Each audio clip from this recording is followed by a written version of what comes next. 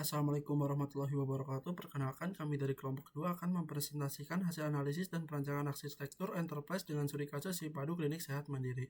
Pada proyek ini kami membahas bagaimana sebuah klinik yang masih banyak menggunakan proses manual dapat dikembangkan menjadi lebih terintegrasi melalui sistem informasi terpadu. Sistem tersebut kami beri nama Sipadu, yaitu sistem yang dirancang untuk mendukung proses pendaftaran, pemeriksaan dokter, farmasi, administrasi, hingga manajemen klinik.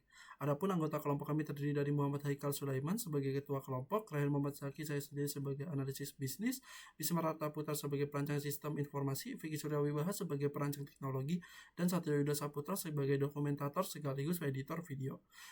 Oke, next slide. Selanjutnya, pada bagian profil organisasi, studi kasus kami berfokus pada klinik sehat mandiri, yaitu klinik Pratama yang menyediakan layanan kesehatan dasar kepada masyarakat. Klinik ini memiliki beberapa unit kerja utama yang saling terhubung dalam proses pelayanan pasien. Unit tersebut meliputi pendaftaran yang bertugas mencatat data pasien dan antrian, pemeriksaan dokter yang menangani konsultasi dan resep, farmasi yang mengelola serta menyediakan obat, kasir yang menangani transaksi pembayaran, administrasi yang merekap data harian, dan manajemen yang memantau kinerja operasional klinik. Dari sisi operasional, klinik sehat mandiri melayani rata-rata sekitar 80-120 pasien per hari. Klinik ini aktif beroperasi dari Senin sampai Sabtu dengan jam layanan mulai pukul 8 pagi hingga 8 malam. Jumlah kunjungan yang cukup tinggi ini menunjukkan bahwa klinik membutuhkan alur kerja yang cepat, rapi, dan efisien. Jika proses pelayanan masih dilakukan secara manual, maka risiko antrian panjang, keterlambatan pencarian data, dan kesalahan pencatatan akan semakin besar. Pada slide ketiga, kami menjelaskan proses bisnis yang saat ini berjalan di klinik sehat mandiri atau disebut sebagai kondisi as-is. Alurnya dimulai dari pasien datang dan mengambil nomor antrian secara manual. Setelah itu, petugas pendaftaran mencari dan mencatat data pasien melalui buku atau spreadsheet. Kemudian pasien diperiksa oleh dokter dan dokter masih menulis rekam medis serta resep secara manual di kertas. Setelah itu, resep dibawa ke farmasi untuk dicek ketersediaan obatnya. Karena stok obat juga masih dicek secara manual, proses pelayanan bisa menjadi lebih lama. Selanjutnya, pasien menjadi kasir dan kasir menghitung total biaya layanan serta obat secara manual. Dari alur tersebut terlihat bahwa masalah utama klinik adalah ketergantungan pada proses manual. Hal ini menyebabkan pencarian data lambat, antrian berpotensi menumpuk, risiko salah catat lebih besar, dan laporan manajemen tidak bisa diperoleh secara real time. Baik, selanjutnya akan dijelaskan oleh teman saya, Satrio. Di sini saya ingin menjelaskan sintetis permasalahan utama operasional. Pada slide ini, terlihat bahwa permasalahan utama klinik ada di beberapa area layanan. Yang pertama, data pasien masih tersebar di buku atau spreadsheet. Rekam medis belum terintegrasi. Antrean masih manual, stok farmasi belum real time, pembayaran masih dihitung dari resep kertas, dan laporan manajemen masih direkap secara manual. Dampaknya, proses pelayanan menjadi lambat, rawan kesalahan, dan mengambil keputusan juga ikut terhambat. Lalu di sini saya ingin menjelaskan arsitektur vision. Pada bagian ini, arsitektur vision Sipadu dirancang sebagai solusi untuk menghubungkan seluruh unit klinik melalui satu database terpusat. Ada 3 fokus utama, yaitu sentralisasi data agar tidak terjadi redundansi, otomatisasi alur seperti e-resep dan billing tanpa proses manual, serta transparansi real time untuk memantau stok farmasi dan laporan pendapatan secara cepat. Lalu di sini ada stakeholder dan kebutuhan bisnis. Slide ini menjelaskan stakeholder yang terlibat dalam sistem Sipadu beserta kebutuhan bisnisnya.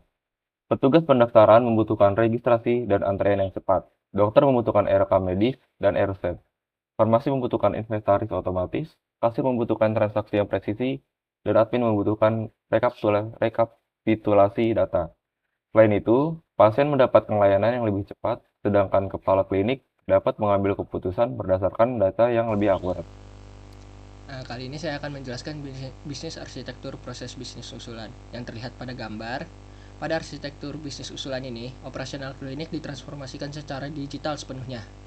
Seluruh dokumen fisik diganti dengan aliran data elektronik, mencakup dari implementasi antrian elektronik, penggunaan e-rekam medis dan e-resep, pemotongan stok obat otomatis, hingga penyajian laporan harian secara real time.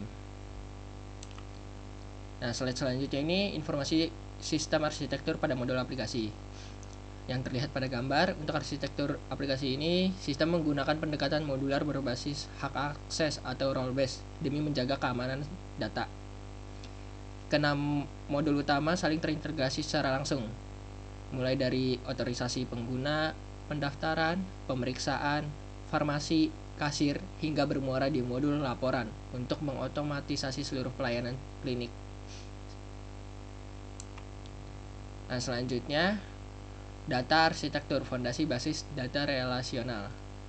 Yang terlihat pada gambar sebagai fondasinya, arsitektur data ini dirancang terpusat untuk menghindari terjadinya redundansi atau kerangkapan data. Alur basis data ini mengandalkan pelacakan master data pengguna. Relasinya yaitu one-to-one antara data kunjungan dengan transaksi, serta penerapan relasi many-to-many khusus pada entitas resep dan obat. Selanjutnya akan dijelaskan oleh teman saya. Ya baik, selanjutnya di sini saya Bisma Arta Putra dengan NIM 241051274 ingin menjelaskan tentang perancangan sistem informasi dari sistem Sipadu ini. Jadi yang pertama saya sudah rancang di sini adalah teknologi arsitekturnya menggunakan diagram Archimedes dari cloud servernya semua dipadukan ya. Deploymentnya kita menggunakan cloud server, aplikasinya kita menggunakan web based atau cross platform tanpa instalasi di komputer klien. Jadi bisa diakses di web menggunakan perangkat apa saja. Lalu jaringannya menggunakan LAN klinik terhubung internet atau HTTPS. Untuk yang terakhir kita menggunakan perangkat kelasnya sesuai dengan perannya masing-masing ya. Seperti PC untuk kasir dan juga laptop untuk dokter atau farmasi dan juga tablet untuk manajemen. Jadi dari diagram Archimedes ini terlihat ya kalau semuanya itu terpusat ke cloud servernya. Dari cloud servernya itu disambungkan menggunakan SQL connection untuk menyambungkan database-nya, dan database-nya ini sentralisasi atau centralized database. Dari data pasiennya terhubung semua ke dalam webnya. Oke, selanjutnya di sini ada opportunities dan juga solusinya. Jadi kita sudah memetakan antara kendala konvensional yang orang keluhkan dengan fitur yang kita tawarkan atau solusi yang kita tawarkan. Untuk masalah yang pertama itu ada pencarian data yang lambat. Solusi yang kita berikan dan juga menjadi prioritas yang pertama itu menggunakan modul pendaftaran. Database-nya sudah tersentralisasi. Masalah operasional yang kedua biasanya adalah rekam medis yang fisik yang rusak.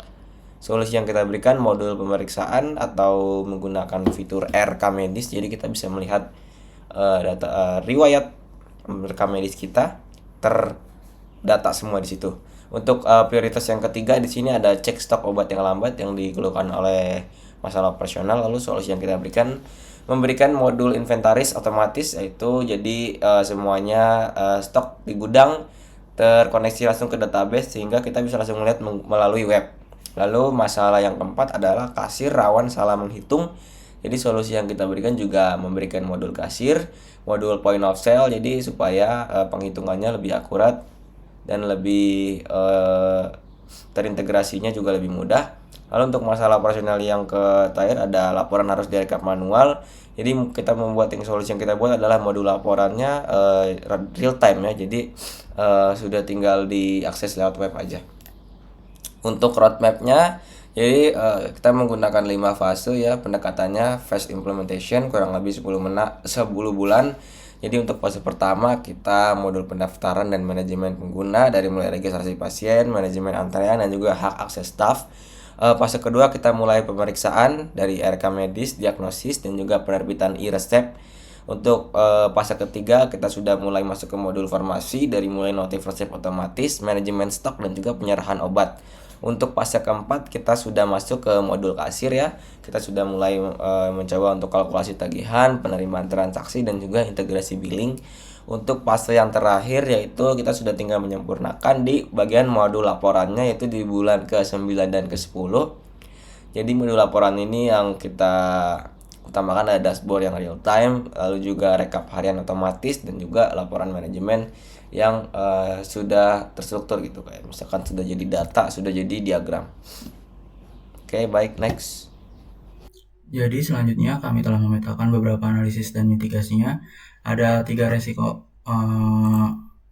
utama yang kami antisipasi. Yang pertama ada area risiko, yaitu kegagalan adopsi pengguna. Ancaman atau dampaknya yaitu kesalahan input staff akibat transisi sistem. Lalu strategi mitigasinya, pelatihan teknis spesifik per divisi sebelum peluncuran modul. Yang kedua ada bencana kehilangan data. Ancaman atau dampaknya kerusakan server fisik atau downtime. Strategi mitigasinya penjadwalan backup otomatis harian ke penyimpanan eksternal atau lokal terpisah. Yang ketiga ada pelanggaran privasi pasien. Ancaman atau dampaknya akses rekam medis yang tidak sah. strategi mitigasinya, penerapan enkripsi data, manajemen role-based access control, dan log aktivitas staff. Selanjutnya, kesimpulan, kami di sini merangkum ke dalam 3 poin utama. Yang pertama ada resolusi botol leher operasional, yaitu ketergantungan manual pada kertas dan spreadsheet sepenuhnya digantikan, mempercepat alur dari meja depan hingga kasir. Yang kedua ada ekosistem data presisi, 6 modul Sipadu memastikan prinsip 1 kali input. Data mengalir secara otomatis tanpa redundansi antar unit kerja. Dan yang terakhir ada transisi beresiko rendah, yaitu roadmap implementasi 5 fase memastikan klinik tetap dapat beroperasi normal tanpa downtime sistem menyeluruh. Mungkin sekian dari kelompok kami, kurang lebihnya mohon maaf. Wassalamualaikum warahmatullahi wabarakatuh.